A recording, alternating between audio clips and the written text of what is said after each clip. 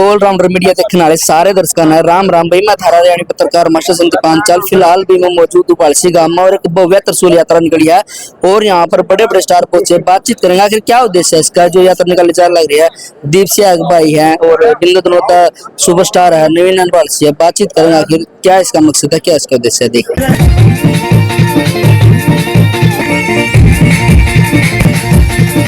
तो भाई साहब से बात करेंगे दीप जी तक कि आखिर क्या मकसद है इसका। लगातार जो यात्रा चल रही है 2 महीने की कड़ी मेहनत के बाद आज बालसी पहुंची है, क्या कुछ कहोगे भाई जी। और जो यात्रा क्या मकसद है और क्या उद्देश्य है, लगातार इतनी मेहनत कर रहे हो। भाई आचार्य जी के नेतृत्व में 31 पंडितों ने लगातार इन 120 त्रिशूलों का पूजन सुबह शाम किया। इससे पहले इन्हीं के नेतृत्व में 21 पंडित 12 त्रिशूल लेके 12 ज्योतिर्लिंग और 4 धाम की यात्रा रिकॉर्ड 25 दिन में पूरी करके आए। जिस 25 दिन में 21 दिन में सारे इंडिया के 12 ज्योतिर्लिंग हो गए और 4 दिन में हम नेपाल पशुपतिनाथ जाके भी दोबारा से प्रयागराज पहुंचे। और इन्हीं के नेतृत्व में 21 पंडितों की एक अलग से टीम 108 त्रिशूलों को महासंगम के तट पर रोज पूजा करती थी। तो जहाँ जहाँ ये यात्रा गई होगी वहाँ तो फिर ऐसा ही बने होंगे जहाँ जहाँ यात्रा गई।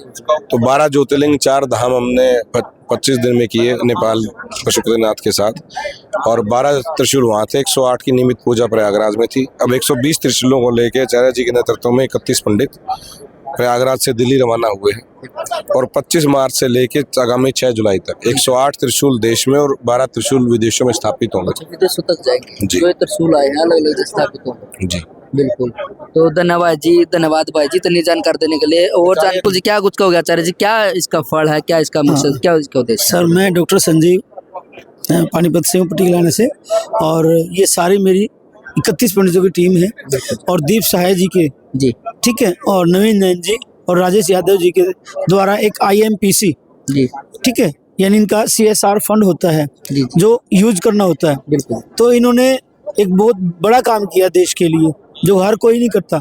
हर कोई अपने पैसे को NGO में कोई कहीं लगाता है, कोई कहीं लगाता है सिर्फ दिखावे के लिए। पर उन्होंने धर्म को, सनातन धर्म को उठाने के लिए और हम जैसे ब्राह्मणों के लिए एक बहुत बड़ा सनातन धर्म के लिए काम किया है। 120 त्रिशूल है जैसे दीप जी ने बताया और उनमें से 108 भारत देश में और 12 विदेशों में। अच्छा। इनका जो दूसरा चरण में हमने भी ये प्रवेश किया। पहला चरण हमने किया 12 ज्योतिर्लिंग 4 धाम यात्रा। और सबसे बड़ी बात बता रहा हूँ आपको मैं, हम हरियाणा के हैं, मेरे ब्राह्मण उत्तर प्रदेश से 2 स्टेट हैं, पर जितने भी 12 ज्योतिर्लिंग 4 धाम यात्रा करके आए ना, हमें कहीं भाषा का कोई समस्या हुई ही नहीं। लोगों के भाव देखे हमने। जी। हम पे ऐसे भाग के त्रिशूलों को छूना, पंडितों का आदर मान सम्मान करना, वहाँ कहीं भाषा का कुछ था ही नहीं कि भी किस क्षेत्र से आए हैं। लोगों की भावना देखी, लोग जुड़े। और हमारे जो एक पूरा भगवा ऐप है जो सारे इसको आप देख सकते हो। बिल्कुल। भगवा ऐप इनको लॉन्च कर रहे हैं और IMPC अंतर्राष्ट्रीय मंदिर परिषद के द्वारा ये किया जा रहा है। जी। और पूरा देश को सनातन संस्कृति को जगाने के लिए।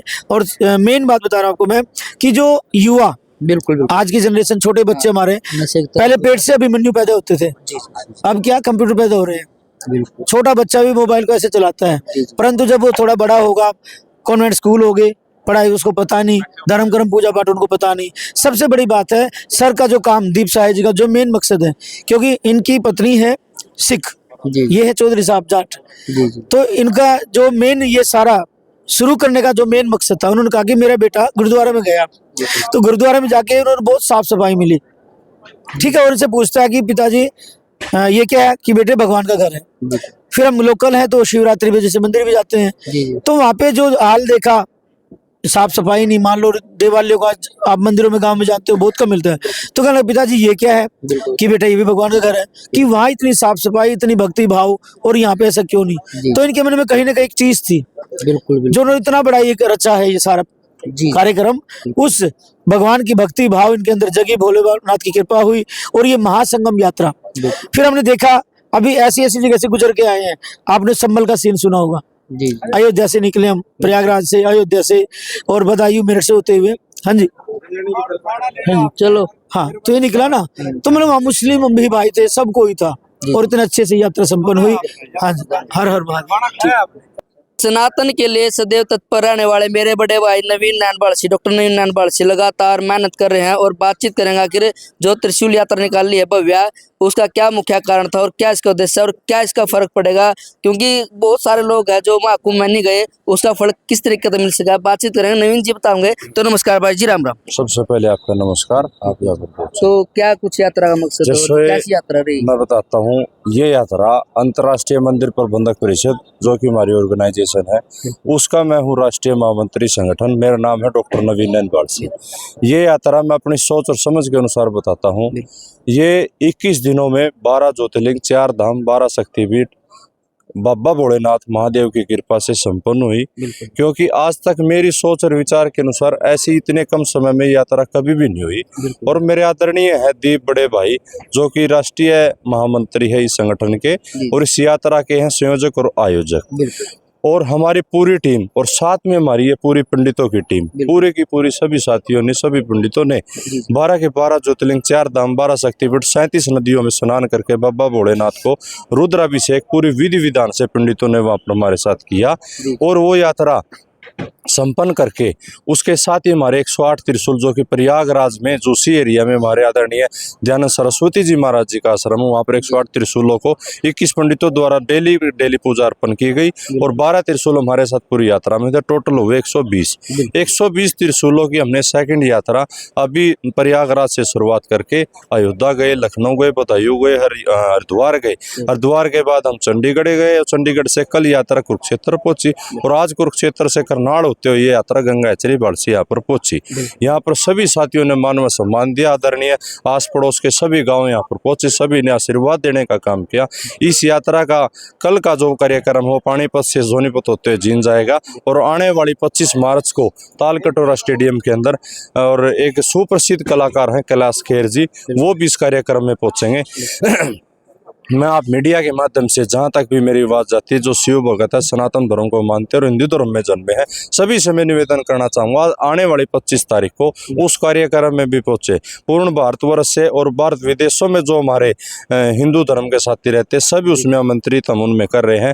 और ये एक मैसेज देना चाहते हैं, आज के समय में कहीं ना कहीं युवा साथी नशे में भटक करके वो अपना जीवन को खराब करने लग रहे हैं। हम एक बार फिर धर्म से जोड़ कर के हिंदू धर्म को, सनातन धर्म को जोड़ते हुए आगे बढ़ाते हुए, संगठित करते हुए ये यात्रा का आगाज लेकर के हम आसपास सभी स्टेटों में लेकर गए हैं। आज के समय में हमारा युवा जो साथी, हम उम्र साथी विदेशों की ऐसी होड़ कर रहा है, भाई पता नहीं वहां जा करके क्या है। परंतु मैं गर्व से कहता हूं, जब मैं विदेश की धरती पे जन्म और अपना रखता हूं कदम, तो लोग मेरे से पूछते आप कहाँ से आए। मैं गर्व से सीना चौड़ा कर करके कहता हूँ मैं भारतवर्ष से आया हूँ।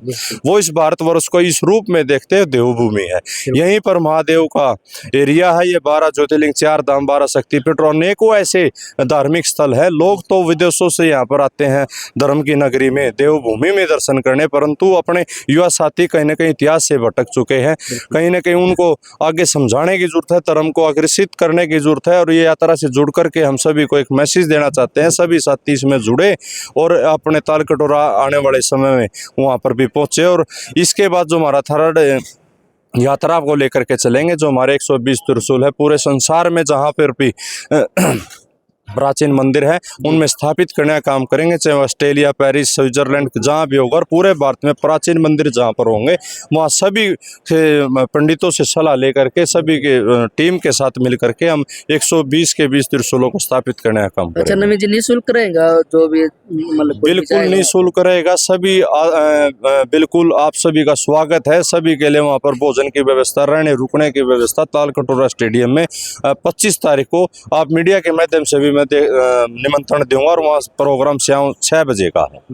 धन्यवाद जी। देखिए थे हमारे साथ नवीन नैनवालसी डॉक्टर।